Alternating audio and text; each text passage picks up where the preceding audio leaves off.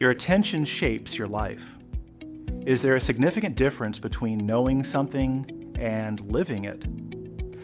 The idea that attention shapes reality is ancient. It appears in Stoic philosophy, in Buddhist thought, in modern psychology, in self-help in 1,000 different forms. Most of us who encounter it feel the truth of it, briefly, clearly, and then return to the same patterns. The same reactivity, the same fragmentation, the same exhaustion at the end of days that didn't go the way they intended. And in a world where algorithms and now artificial intelligence are engineered to keep you there in that reactive, fragmented state, the gap between knowing and living has never been wider. And knowing a principle is entirely different from understanding the mechanism behind it. This episode brings it all together. The Focused Human Podcast. A short-form podcast about the physics of attention in the age of artificial intelligence. Episode 12. Your attention is the last thing you fully own. Each episode delivers a key actionable insight. Welcome. Picture a river. Fast-moving, wide, carrying everything downstream with it. The current doesn't ask where you want to go. It doesn't pause to check whether the direction serves you. It simply moves, continuously, powerfully, toward wherever it's going. And if you're in it without an anchor, you move with it.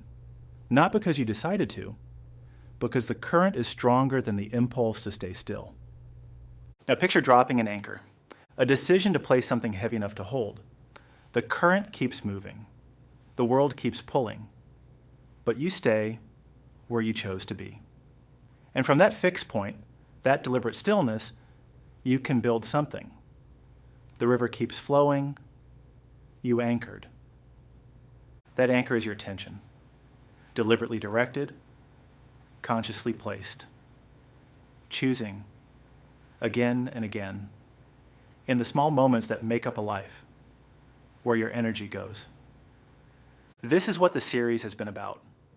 Attention as the most fundamentally human act available in a world designed to carry you somewhere else.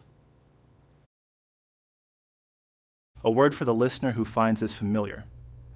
If some of what this series has described sounds like something you already knew, if the idea that attention shapes reality feels obvious, that recognition is worth sitting with, because there is a significant difference between knowing something and living it. The reason is this. Knowing a principle is entirely different from understanding the mechanism behind it.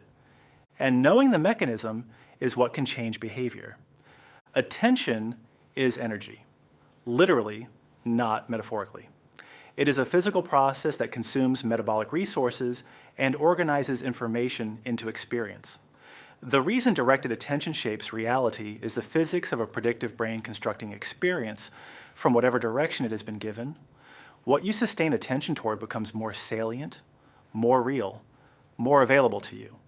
What you withdraw attention from becomes background.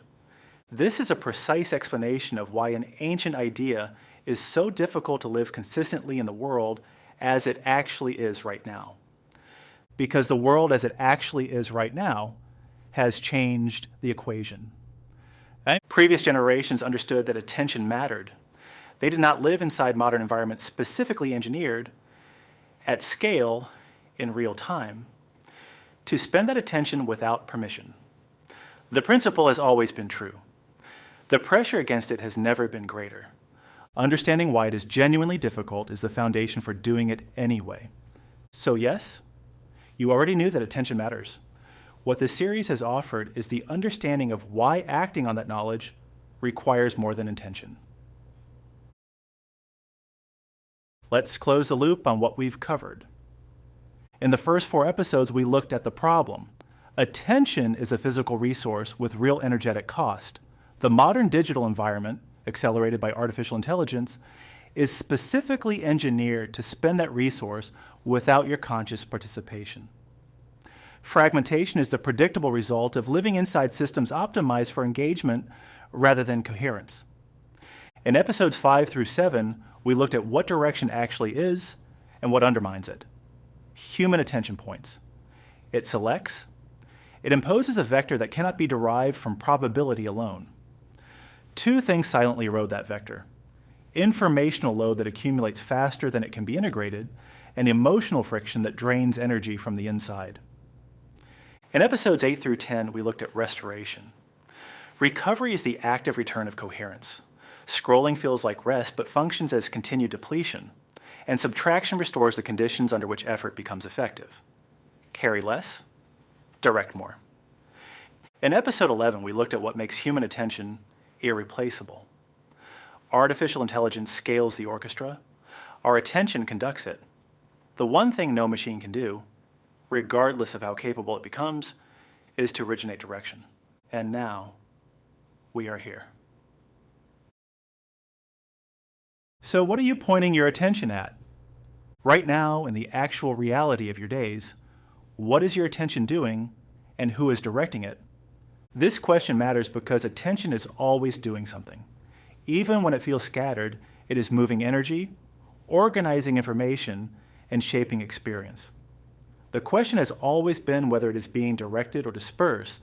Your attention system, your attention, your energy, your capacity to focus and direct, is being acted upon continuously. Algorithms are surfacing what is most likely to hold it. Notifications are interrupting it before it can complete a cycle of organization. Informational load is accumulating faster than it can be integrated. Emotional friction is draining it from within. The current is always moving. And in the middle of all of that, there is a choice. A deliberate, continuous, renewable choice available in every moment and every gap between demands. The choice of where to point. The choice to drop the anchor.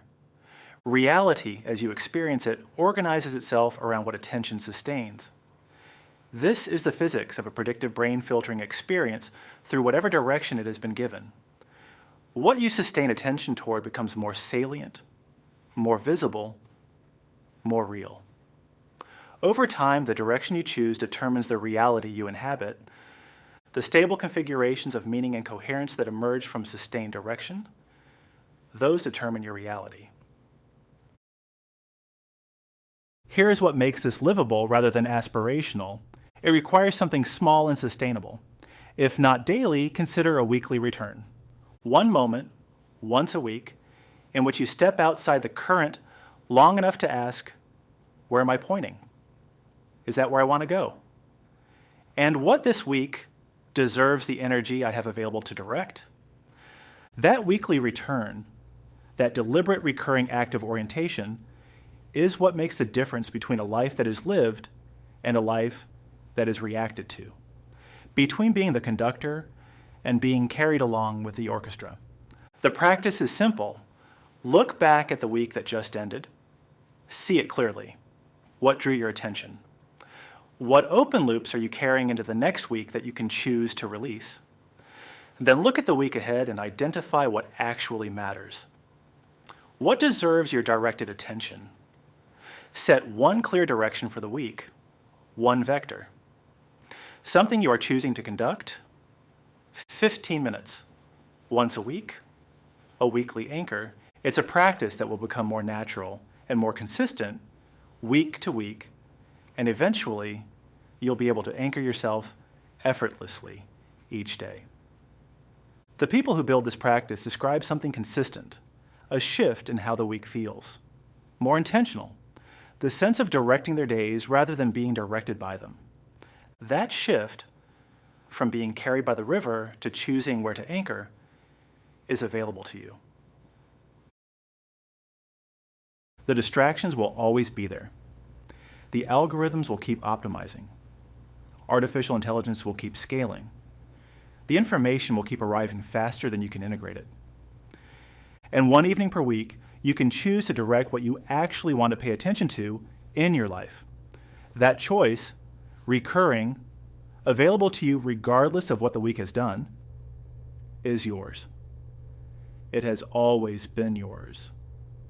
Your attention, your direction, your focus, your mental clarity, your anchor. And it is the last thing in our modern world that remains fully yours. Here is what to carry from this series. Attention is energy. Energy organizes information. Information shapes experience, and the direction that energy takes, the continuous choice of where to point, is the most consequential act available to a human being living in our modern age. You have that understanding now, and with it, the capacity to use it. The machines scale. You direct, the algorithms optimize, you orient, the current flows, you anchor. This is the role that remains irreplaceably yours, and you are the only one who can fill it. This episode completes the foundation of these principles. The conversation continues, exploring what it means to navigate our modern times with clarity and direction. Every week, short, sharp, and worth your attention. This is the Focused Human Podcast. If this series has resonated with you, if something across these 12 episodes has shifted how you think about your attention, your energy, and your direction, the weekly Attention Reset Protocol is available at the Focused Human website. Stay curious.